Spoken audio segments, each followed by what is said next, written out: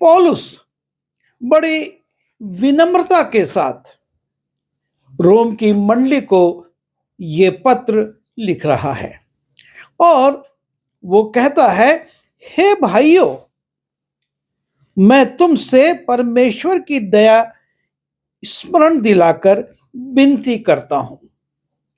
पौलुस जो एक बहुत पढ़ा लिखा व्यक्ति है, पौलुस जो कभी फरीसी था, पौलुस जो कभी बड़े ऊंचे पदों पर था और प्रभु यीशु को ग्रहण करने के बाद सुसमाचार प्रचार के लिए वो सब तरफ यात्राएं करता रहा, मंडलियों को स्थापित करता रहा और मंडलियों को पत्र लिख लिख कर वो उनको मार्गदर्शन देता है।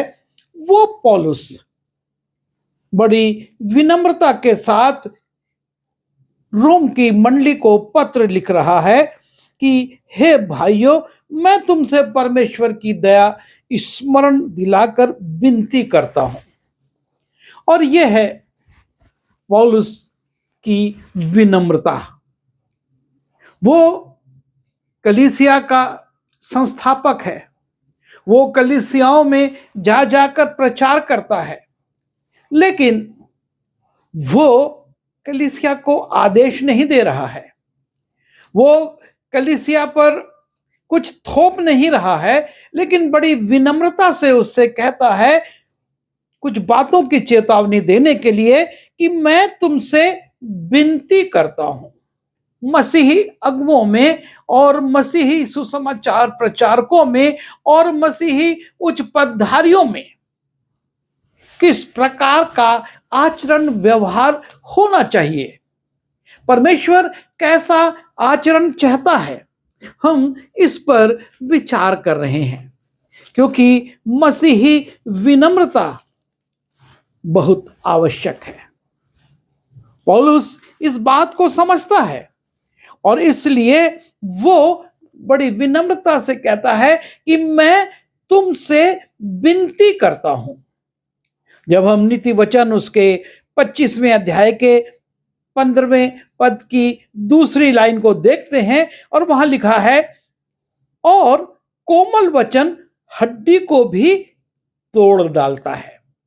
नम्रता के साथ कहा हुआ कोमल वचन हड्डी को भी तोड़ डालता है। उसमें इतनी ताकत है, उस वचन में नहीं, लेकिन जिस कोमलता से वो कहा जा रहा है उसका इतना प्रभाव है। नीति वचन उसके 15वें अध्याय के पहले पद को देखते हैं और उसकी पहली लाइन में लिखा है, कोमल उत्तर सुनने से जलजलाहट ठंडी होती है, परंतु कटु वचन से क्रोध धधक उठता है। सुलेमान जो अति ज्ञानी व्यक्ति था, वो इस बात के महत्व को प्रकट कर रहा है कि यदि कोमलता से कहा जाए, कोमलता से बात की जाए, तो यदि जलजलाहट भी है तो वो ठंडी हो जाएगी, अर्थात उसका प्रभाव बिल्कुल अलग ही होगा। और इस बात को सुलेमान का पुत्र रहूब्याम नहीं समझ सका और इसलिए जब उसको राजगद्दी मिली और इस्राएली आए और कहने लगे कि तेरे पिता ने हम पर बड़ा कर लगाया था, हम तो उसे निवेदन करते हैं कि तू हमारे इस बोझ को कुछ हल्का कर, और तब वो युवाओं की सलाह मानकर बड़ा कठोर उत्तर देता है। बुजुर्गों ने जो कि सुलेमान के साथ काम कर चुके थे, रहूब्याम से कहा था, तू प्रजा से कोमलता से बात कर तो वो जीवन भर तेरी अधीनता में रहेंगे। लेकिन रहूब्याम उन बुजुर्गों की सलाह को ना मानकर जवानों की सलाह को मानता है, कठोरता से उत्तर देता है और उसका परिणाम ये होता है कि इस्राएल राज्य 2 भाग में बंट जाता है, 10 गोत्र अलग हो जाते हैं और यहूदा और बिन्यामीन गोत्र अलग हो जाता है और वो फिर कभी नहीं मिल सके। कठोर उत्तर, कठोर वचन, कठोर बातें, कठोरता से कही गई बात काम को बिगाड़ देती है। और इसलिए पौलुस बड़ी विनम्रता से कहता है कि हे भाइयों, मैं तुम्हें परमेश्वर की दया स्मरण दिलाकर विनती करता हूं। वो आदेश नहीं दे रहा है, वो चेतावनी कठोर शब्दों में नहीं दे रहा है, पर बड़ी विनम्रता से कहता है। हम इस बात पर विचार करें कि क्या हमारे बोलचाल में विनम्रता है? क्या हम विनम्र भाषा का उपयोग करते हैं?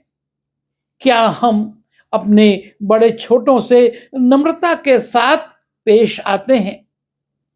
या हम अपनी पद की गरिमा को देखते हुए, अपने पद के अधिकार को देखते हुए, अपने पद की प्रतिष्ठा को देखते हुए और अपने पद के अहंकार में लोगों से कठोरता से तो बातें नहीं कर रहे हैं।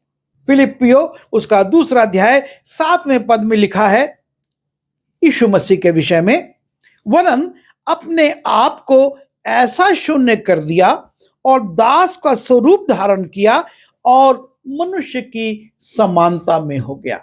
परमेश्वर पुत्र जो स्वयं परमेश्वर था, जिसके पास अधिकार थे, जो आंधी और पानी को डांट कर शांत कर देता था, उसके विषय में वो कहता है कि वरन अपने आप को ऐसा शून्य कर दिया और दास का स्वरूप धारण किया और मनुष्य की समानता में हो गया और मनुष्य के रूप में प्रकट होकर अपने आप को दीन किया और यहां तक आज्ञाकारी रहा कि मृत्यु, हां, क्रूस की मृत्यु भी सह ली। ये प्रभु यीशु मसीह की विनम्रता का प्रतीक है कि उसने किस रीति से परमेश्वर पुत्र होते हुए, स्वयं परमेश्वर होते हुए, जिसने इस सृष्टि को सृजा था और जिसने इस सृष्टि पर अपना अधिकार रखा था, उसने क्रूस की मृत्यु को बड़ी शांति से, बड़े खामोशी के साथ, पिलातुस को आश्चर्य होता है, ये तो कुछ नहीं कहता। महायाजक भी कहता, तू अपने विषय में कुछ कहता क्यों नहीं? पर यीशु शांत रहा। यशाया ने उसके विषय में कहा है, वो सताया गया तो भी वो सहता रहा और अपना मुंह ना खोला। जिस प्रकार भेड़ वध होने के समय वह भेड़ी ऊन कतरने के समय चुपचाप शांत रहती है, वैसे ही यीशु मसीह के विषय में कहता है, वैसे ही उसने भी अपना मुंह ना खोला। अत्याचार करके और दोष लगाकर वे उसे ले गए। उस समय के लोगों में से किसने इस पर ध्यान दिया कि वो जीवितों के बीच में से उठा लिया गया? ये यीशु मसीह के विषय में यशाया भविष्यवाणी कर रहा है और पौलुस उसको बता रहा है कि ये बातें कैसे यीशु मसीह ने अपने जीवन में पूरी की। वो कितना दीन रहा, कितना नम्र रहा। विनम्रता की शिक्षा यीशु मसीह ने अपने पर्वतीय उपदेशों में दी थी और उसने कहा था कि धन्य है वे जो मन के दीन हैं, क्योंकि स्वर्ग का राज्य उन्हीं का है। और आगे वो फिर से कहता है, धन्य है वे जो नम्र हैं, क्योंकि वे पृथ्वी के अधिकारी होंगे। और जिसने दीनता, नम्रता की ये बातें कही, वो इतना दीन रहा कि स्वयं जब उस पर संकट आया, विपत्ति आई, प्रताड़ना आई, उस पर कोड़े मारे गए, वो शांत रहा, खामोश रहा। यह था यीशु मसीह की नम्रता का नमूना। और ना सिर्फ ये नमूना, लेकिन उसने स्वयं अपने चेलों से कहा कि मैंने तुम्हारे सामने एक नमूना रखा है और तुम इसका पालन करना। ये वो चेले जिनको बाद में अगुवा बनना था, कलीसिया में अगुवाई करना थी, और उनसे वो कहता है, तुम मुझे गुरु और प्रभु कहते हो और भला कहते हो, क्योंकि मैं हूं। यदि मैंने प्रभु और गुरु होकर तुम्हारे पांव धोए, तो तुम्हें भी एक दूसरे के पांव धोना चाहिए, क्योंकि मैंने तुम्हें नमूना दिखा दिया कि जैसा मैंने तुम्हारे साथ किया है, वैसा तुम भी किया करो। यीशु मसीह कहते हैं, ना सिर्फ मैंने उपदेश दिया, ना सिर्फ मैंने शिक्षा दी, लेकिन मैंने तुमको नमूना भी दिखाया है। मैंने स्वयं तुम शिष्यों के पांव धोए हैं विनम्रता के लिए, नम्र बनने के लिए, कि तुम नम्र बनो। परमेश्वर नम्रता को पसंद करता है, परमेश्वर नम्रता को चाहता है, और इसीलिए उसका प्रिय था मूसा, क्योंकि उसके विषय में गिनती 12 में लिखा है कि संसार में उसके बराबर और कोई नम्र व्यक्ति नहीं था। पौलुस इफिसी उसके 4 अध्याय के 2 पद में इस बात को फिर से लिखता है, सारी दीनता और नम्रता सहित और धीरज धरकर प्रेम से एक दूसरे की सह लो। वो चाहता है कलीसिया के लोग नम्र बने, और इसलिए फिलिप्पी उसके 4 अध्याय के 5वें पद में वो कहता है, तुम्हारी कोमलता सब मनुष्यों पर प्रकट हो। तुम्हारी कोमलता सिर्फ कुछ लोगों में नहीं, सिर्फ किसी झुंड पर नहीं, लेकिन तुम्हारी कोमलता सब मनुष्यों पर प्रकट हो। पौलुस ये चाहता है, और परमेश्वर भी इस बात को पसंद करता है कि हम विनम्र बने, हम कोमलता से एक दूसरे से व्यवहार करें। हमारी कोमलता सब मनुष्यों पर, जितने लोग हैं उन सब पर प्रकट होनी चाहिए। जब हम कुलुस्सी उसके 4 अध्याय के 6वें पद में जाते हैं, और वहां पर पौलुस कुलुस्सी की मंडली को भी कहता है, तुम्हारा वचन सदा अनुग्रह सहित और सलोना है। तुम्हारा वचन अनुग्रह सहित और सलोना हो, कि तुम्हें हर मनुष्य को, चाहे वो छोटे हो चाहे बड़े हो, चाहे शिक्षित हो चाहे अशिक्षित हो, चाहे धनवान हो चाहे गरीब हो, कि तुम्हें हर मनुष्य को उचित रीति से उत्तर देना आ जाए। परमेश्वर ये चाहता है कि हम अपने जीवन से मसीही विनम्रता को प्रकट करें, हम विनम्र बने, हमारी भाषा नम्रता के साथ हो।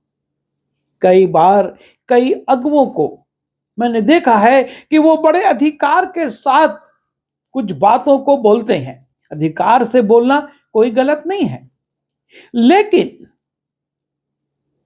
लठमार भाषा का उपयोग कलीसिया में अनुशासन लाने की जगह अनुशासनहीनता को ले आता है। लोग उससे प्रभावित नहीं होते, लेकिन उससे विचलित हो जाते हैं, और उनके मन में आक्रोश आ जाता है। और इस बात को पौलुस बड़ी अच्छी तौर से समझता था।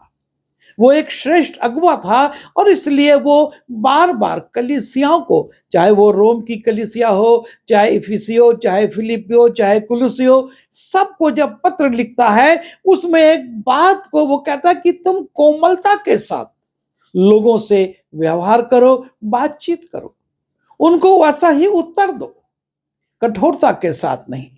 हम अपने जीवन पर विचार करें, हम ये सोचें, हमारा मसीही व्यवहार कैसा है, हम लोगों से कैसी भाषा में बात करते हैं, हम छोटों से किस प्रकार से बोलते हैं, बड़ों से किस प्रकार बोलते हैं, पढ़े लिखे लोगों से कैसे बोलते हैं, अनपढ़ लोगों से कैसे बोलते हैं, हम इस बात पर विचार करें और सबको हम कोमलता से उत्तर देने वाले हों, ताकि हम प्रभु की महिमा कर सकें, प्रभु के कार्य को कर सके और हमारी सेवा और अधिक फलवंत हो सके।